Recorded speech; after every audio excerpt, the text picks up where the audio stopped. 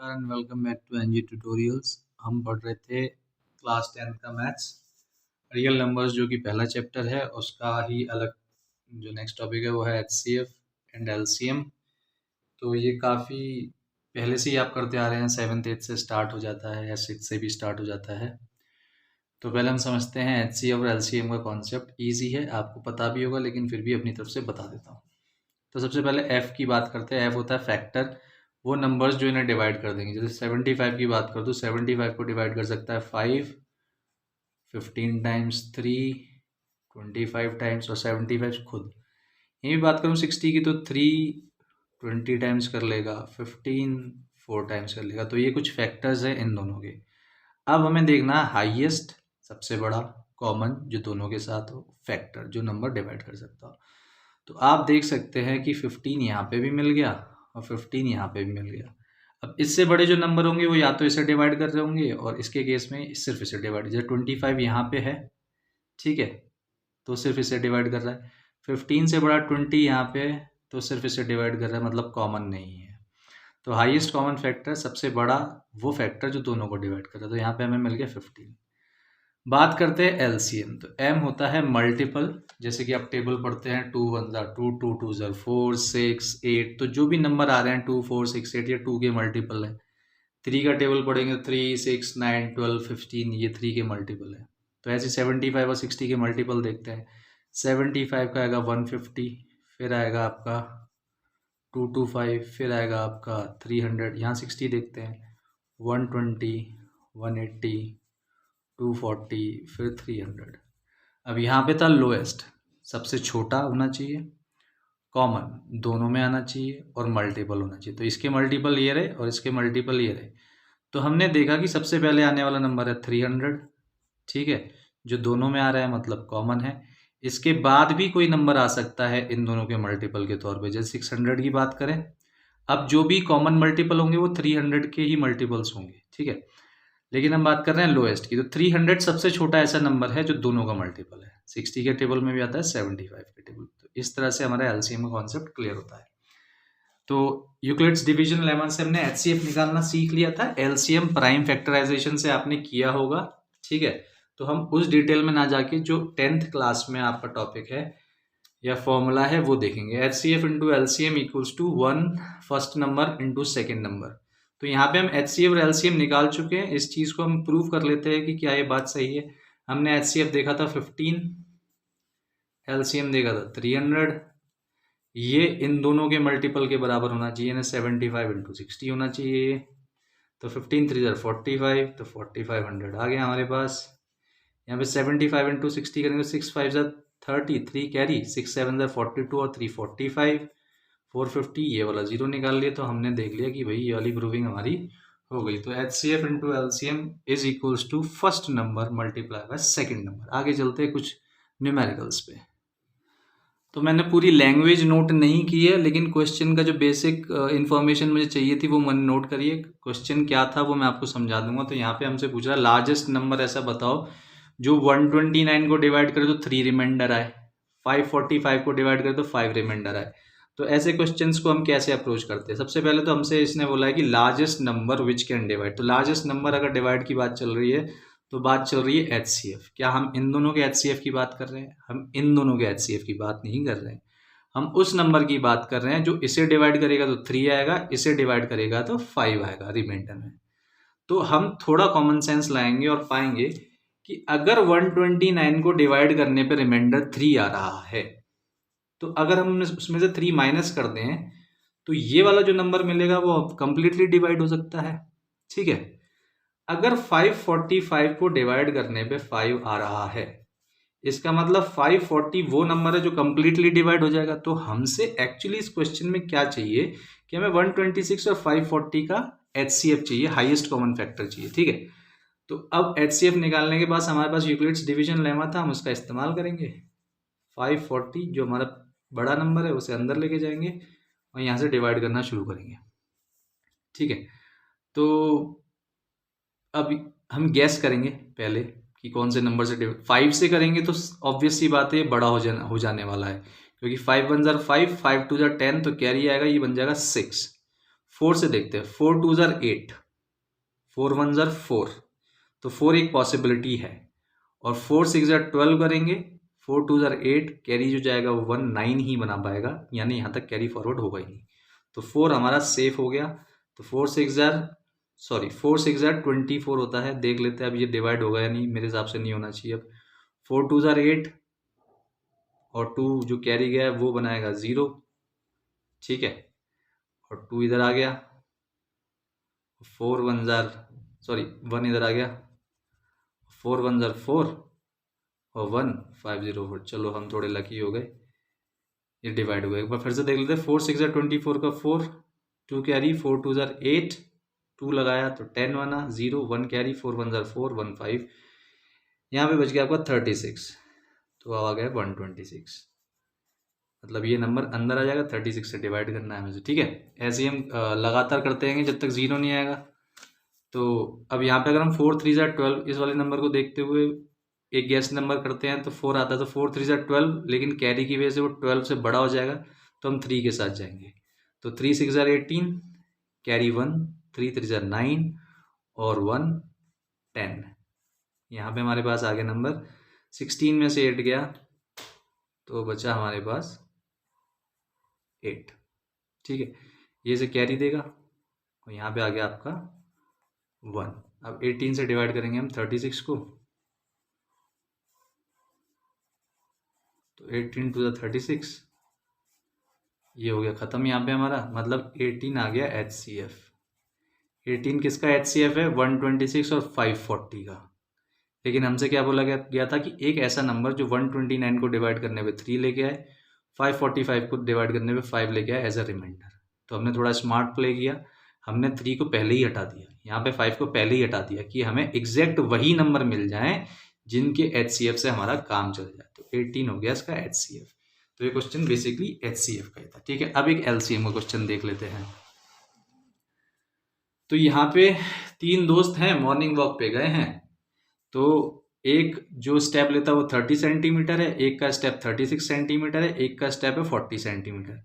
तो क्वेश्चन ये था कि कौन से डिस्टेंस पे उनके स्टेप एग्जैक्टली एक ही स्पॉट पे पड़ेंगे। जैसे 30 सेंटीमीटर वाला इस तरह से स्टेप लेके चल रहा है, ठीक है, 36 वाला थोड़े बड़े स्टेप लेके चल रहा है, ठीक है, 40 सेंटीमीटर वाला और बड़े स्टेप लेके चल रहा है। तो एक पोजीशन तो ऐसी होगी ना जहां पे इन सबका स्टेप एक साथ पड़ेगा। जैसे मान लो इसका पहला स्टेप यहाँ था, दूसरा स्टेप यहाँ था, इसका पहला स्टेप यहाँ है, दूसरा स्टेप थोड़ा सा आगे, इसका पहला स्टेप यहाँ है, दूसरा स्टेप थोड़ा सा आगे। तो एक पॉइंट तो ऐसा होगा ना जहाँ पे तीनों का स्टेप एक साथ ही पड़ेगा, और वो क्या होना चाहिए? वो होना चाहिए इनका मल्टीपल, 30 सेंटीमीटर, 36 सेंटीमीटर, 40 सेंटीमीटर। तो वो कम से कम डिस्टेंस हमें फाइंड करना है जिस डिस्टेंस पे इनका पैर एक साथ पड़ेगा। तो उसके लिए हम निकालेंगे लोएस्ट कॉमन मल्टीपल। तो 30 सेंटीमीटर, 36 सेंटीमीटर और 40 सेंटीमीटर का निकालना है हमें एलसीएम। एलसीएम निकालने के लिए हमारे पास एक तरीका होता है जिसे बोलते हैं प्राइम फैक्टराइजेशन। 30, 36 और 40। हालांकि इसके अंदर ऐसे बोला जाता है कि छोटे नंबर से ही स्टार्ट करो, तो मैं छोटे नंबर से ही कर रहा हूँ, बाकी हम स्किप कर देते हैं कभी कभी कुछ नंबर। तो 2 से आ गया 15, ये आ गया 18, ये आ गया 20, फिर 2 से जाएंगे, ये डिवाइड नहीं होगा, ये हो जाएगा, तो ये आ गया 10, ये डिवाइड नहीं होगा, ये डिवाइड नहीं होगा, ये हो जाएगा 3, ये डिवाइड हो जाएगा, ये भी डिवाइड हो जाएगा, और ये नहीं होगा, ये नहीं होगा, ये हो जाएगा, ये नहीं होगा, फिर ये हो गया, ये हो गया, ये हो गया। लास्ट में हमें 1 1 1 लेके आना होता है, इन सबको हम मल्टीप्लाई कर देंगे। यही एक तरीका है हमारे पास एलसीएम निकालने का। बाकी हम मल्टीपल निकाल के भी निकाल सकते थे, लेकिन वो थोड़ा लेंथी प्रोसेस आता है। तो हमारे पास मिला 2 हमें 3 टाइम्स, 1 2 3, 3 मिला हमें 2 टाइम्स, 5 मिला हमें 1 टाइम।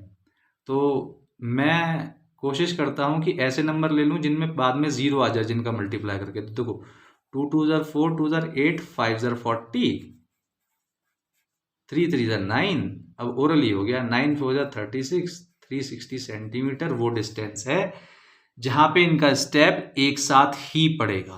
तो इस तरह से ये एलसीएम का अप्रोच है, या ऐसा क्वेश्चन है वर्ड प्रॉब्लम में जिसमें एलसीएम से हम अप्रोच कर सकते थे।